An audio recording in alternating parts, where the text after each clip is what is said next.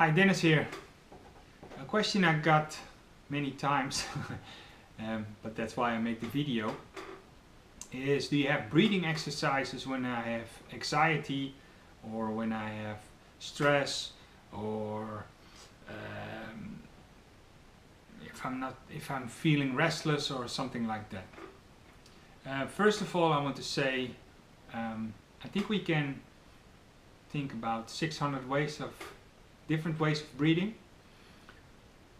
One of the most important things is to know that if you feel anxiety or stress or restlessness more than a couple of times a year, it's really important you check out your control pause, because perhaps you're chronically overbreathing and you didn't know it.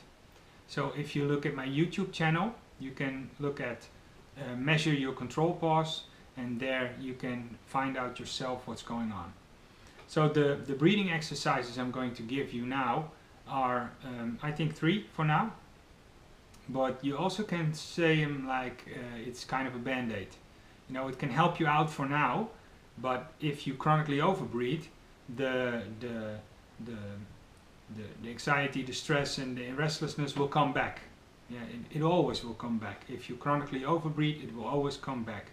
So a simple exercise will not help you in the long term.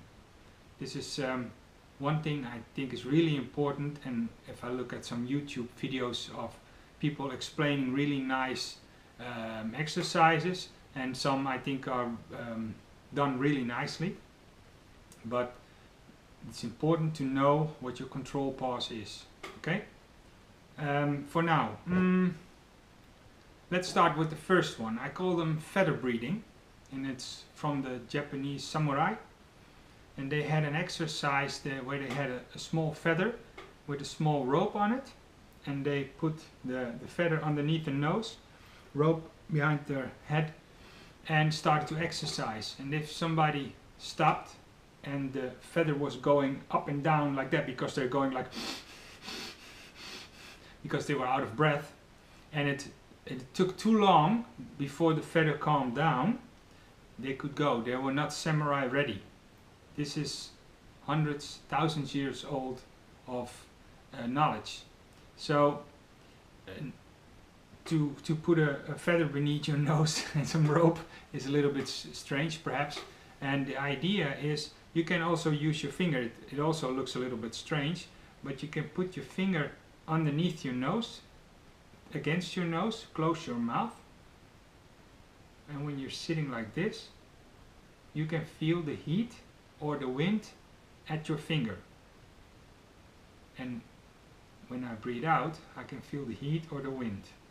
Especially when you have anxiety, stress or restless, yeah, you can feel it a lot more. So the idea is that you try to calm down your breathing this much that you almost don't feel the heat or the wind against your finger. So, and when you do this, try to also feel how you're sitting down and feel how your feet are on the ground. As I said, it looks a little bit strange, but when you do it by yourself, you know, who cares? Sometimes I do it in my car and then I do it like this, you know, then it just doesn't look that bad. Okay? So you can try that out and feel how your body is going to calm down, calm down. You can do this many times a day. Okay? The second one you can call nostril breathing. I take the middle finger, I put it against my forehead and use my thumb and my ring finger, and I breathe in through this nostril, breathe out to that one.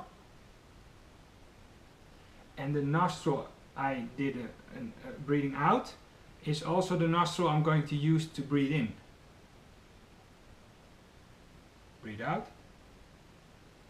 Use again to breathe in. And with all the exercises, try to keep in mind that you don't hear yourself breathing. And try to feel that there's something going on, something happening in your stomach. Your stomach needs to be relaxed, And don't push out your stomach or try to crunch it in, because then the relaxation is not there. Okay? This is a real good exercise to also exercise the brain, and good for creativity, etc. You can find a lot about it on Google, but to keep this video a little bit short, it's a really interesting exercise.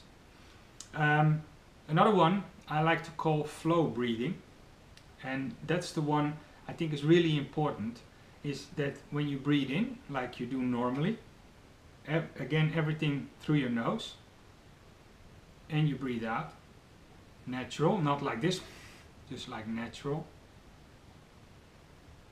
and then you wait until your body gives you the signal that you want to breathe again.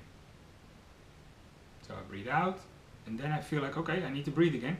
Okay, then you breathe in again, breathe out again, and then you wait. Do not count in your head. A lot of people I hear on YouTube talking about counting and stuff like that. Breathing is like unconscious, so it's best to keep it unconscious.